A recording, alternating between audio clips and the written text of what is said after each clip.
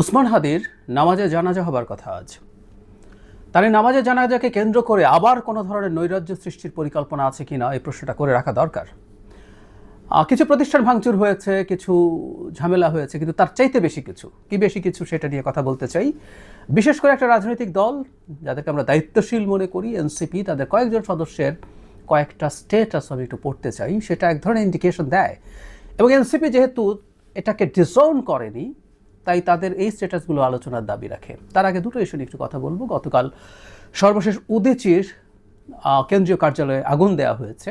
এর আগের দিন ডেইলি স্টার, প্রথম আলো এবং ছায়ানটে আগুনের পরও এই আগুনটা দেয়া হলো। মানে সরকার, একটা অ্যাড দেখতাম, নাকে তেল দিয়ে ঘুমা, সরকার নাকে তেল দিয়ে ঘুমাচ্ছেন। আরেকটা জরুরি ব্যাপার একটু বলে রাখা দরকার। আমাদের অত্যন্ত শ্রদ্ধেয় মানুষ জনাব নুরুল কবির ডেইলি স্টার ভবন থেকে বেরোনোর সময় হেনস্থার শিকার হয়েছেন। আমরা এই দৃশ্য দেখার জন্য বেঁচে আছি। কিছু তৃতীয় শ্রেণীর ফালতু লোক, আই রিপিট, তৃতীয় শ্রেণীর ফালতু লোক কতগুলো ফালতু হুজ্জতি করার জন্য গেছে ওসমান হাদির মৃত্যুর এই ঘটনার সুযোগ নিয়ে। যখন নুরুল কবির নামছেন, তাকে অত্যন্ত ডেরোগেটরি মন্তব্য করছেন, তার শরীরে হাত দিয়েছেন। জনাব নুরুল কবির যেটা মনে করেছেন, আমি মনে করি তার নিজস্ব চিন্তা বা বিশ্লেষণটা ঠিক না। তিনি বলছেন যে যারা এটা করেছে তারা সম্ভবত তাকে চিনতে পারেনি। আমি বরং উল্টো বলতে চাই, জনাব নুরুল কবিরকে চিনেই তারা কাজটা করেছেন। কারণ সাম্প্রতিক সময়ে নুরুল কবির বিশেষ একটা গোষ্ঠীর বিরুদ্ধে, ডানপন্থী একটা রাজনৈতিক দল এবং গোষ্ঠীর বিরুদ্ধে খুবই কঠোর ভাষায় সমালোচনা করছেন, এবং এই সমালোচনা করা মানেই হচ্ছে সেই মানুষটা টার্গেটে পরিণত হবেন।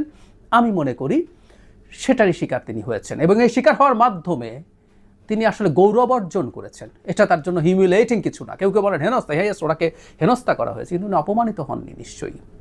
একজন অ্যাক্টিভিস্ট যিনি তার একটা রাষ্ট্রের পক্ষের অবস্থান জানান দেন, রাষ্ট্রবিরোধীরা তাকে শত্রু মনে করবে এবং পেলে তাকে নানা কিছু করার চেষ্টা করতে পারে, কখনো পেটাতে পারে বা খুনও করে ফেলতে পারে। সুতরাং এটা গৌরবের ব্যাপার। অথচ এই মানুষটাকে আমরা বহু বছর থেকে আমরা যখন মাত্র বাংলাদেশে টকশো শুরু হতে দেখেছি, টকশোতে মানুষজন কথা বলতেন, তখন নুরুল কবির আসছেন কিনা, সেই টকশোতে তিনি কি বলছেন সেটা দেখার জন্য বসে থাকতাম। আমাদের রাজনৈতিক বোঝাপড়ার একটা বিরাট অংশ আমরা পেরেছি কিভাবে অ্যানালাইজ করতে হয়, কিভাবে বুঝতে হয় জিনিসগুলো, কিভাবে ভেতরের খবর নিজের মতো করে বুঝে নেওয়ার চেষ্টা করতে হবে। সব নুরুল কবিরের, আমি একমাত্র তা বলছি না, সম্ভবত প্রথম নামটাই তিনি। তো সেই মানুষটা যিনি নিরলসভাবে প্রত্যেকটা অন্যায়ের বিরুদ্ধে কথা বলেছেন। আজকে যারা হেনস্থা করতে যাচ্ছে, আমি প্রায় বলি যে ইদানিং আমি ফেসবুকেও কিছু বিরাট সব বিপ্লবী দেখি যাদেরকে আমি 5 আগস্টের আগে দেখি নাই, সত্যিই দেখি নাই। এই নুরুল কবির বছরের পর বছর যে কোনো অন্যায় অবিচারের বিরুদ্ধে কথা বলে গেছেন। আমি আগেও বলেছি, আজকে লোভ সামলাতে পারছি না যেহেতু তার প্রসঙ্গে কথা উঠলো। 1/11 যখন হয়, এদেশের মানুষজন এটাকে দারুণভাবে সমর্থন করেছিলেন। কি খুশি অনেকের মধ্যে। এই একমাত্র ব্যক্তি জনাব নুরুল কবির, তাকে আমি দেখেছি, আমার মনে আছে তিনি এটার বিরুদ্ধে কথা বলেছেন।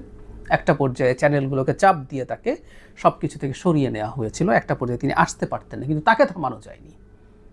এই হচ্ছে নুরুল কবির। সেই নুরুল কবির আজকে হেনস্থার শিকার হন। এই বাংলাদেশে কারা কারা করতে পারেন আপনারা বুঝতে পারেন। নুরুল কবির কাদের বিরুদ্ধে কথা বলেন আপনারা সবাই জানেন, আমরাও জানি। সুতরাং তাদের ব্যাপারে আমরা যেন ভবিষ্যতে সতর্ক থাকি। এবার যে ইস্যুতে কথা বলতে চাচ্ছিলাম সেটা হলো ওসমান হাদির জানাজাকে ঘিরে কিছু হতে পারে কিনা। দেখুন, এটা একটা মর্মান্তিক ব্যাপার। হাদি মারা গেছেন, তার ব্যাপারে আমরা শোক শুরু করতে বা শোক নিয়ে শোক প্রকাশ করব, শোক জ্ঞাপন করব, এটা হতেই দুটো পত্রিকা অফিসে এবং একটা সাংস্কৃতিক কেন্দ্রে হামলা হয়ে গেল। ফলে আলোচনা সেদিকে চলে গেল। আজ ওসমান হাদির জানাজা হবে, আমরা তার জন্য দোয়া করব, কিন্তু তার আগে এই শঙ্কা নিয়ে আলোচনা করতে হচ্ছে এই জানাজাকে ঘিরে কি কিছু ঘটতে পারে। শোনা যাচ্ছে এই জমায়েতটা বড় করে, এই জমায়েতের মধ্য দিয়ে সো-কল্ড বিপ্লবী সরকার, এরকম কিছু ধারণা অন্তত দেওয়ার চেষ্টা করা হতে পারে, যদি সেটা ঘোষণাও না করে দেওয়া হয়। আমি শুরুতে বলছিলাম এনসিপির অন্তত 3 জন নেতার স্ট্যাটাস আমার সামনে এসছে, আমি একটু পড়ে শোনাতে চাই। তারা কি বলতে চান তাদের দলকে ক্লিয়ার করতে হবে। জনাব নাসিরউদ্দিন পাটোয়ারি শুধুমাত্র রেভলিউশন এই কথাটা লিখে একটা স্ট্যাটাস দিয়েছেন।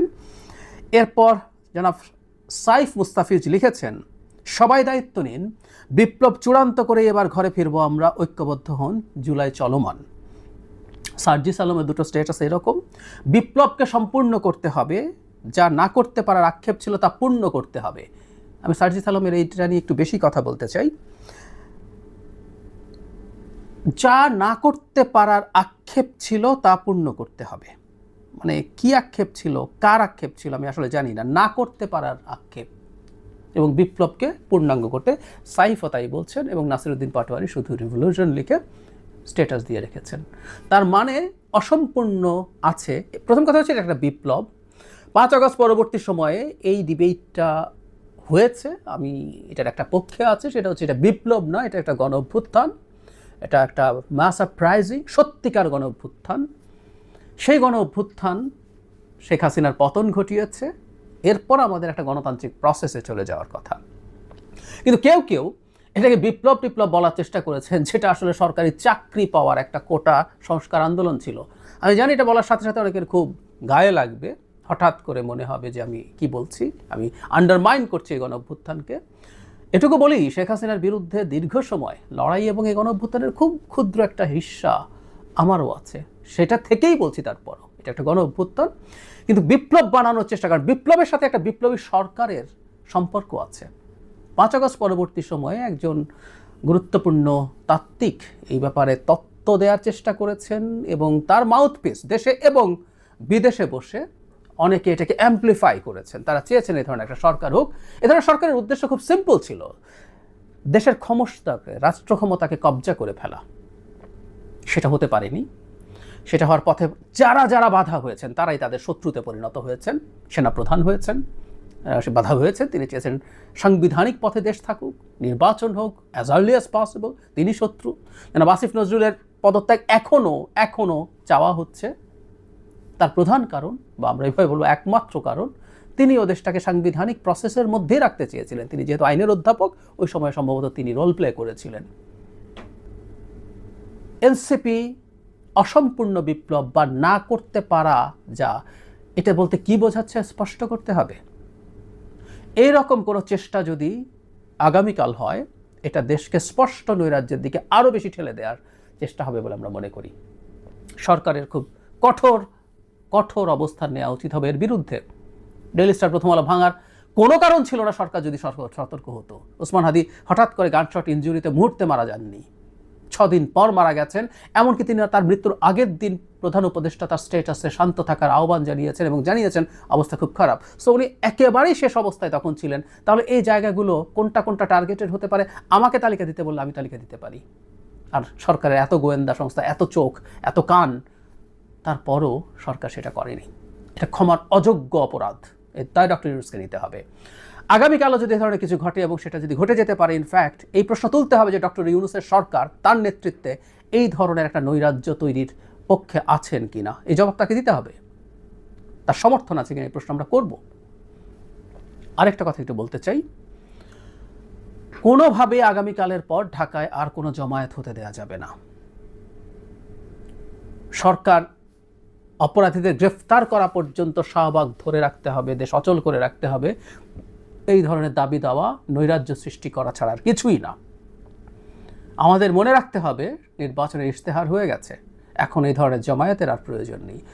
ওসমান হাদির মৃত্যুর পর রাগ, ক্রোধ, ক্ষোভ সব ছিল, আমরা সেটা জানিয়েছি, গতকাল জানিয়েছি, আজ জানাবো, এবং সরকারকে তার কাজ করতে দেব। কোনোভাবেই সরকারের উচিত হবে না আজকের পর আর কোনো জমায়েত হতে দেয়া।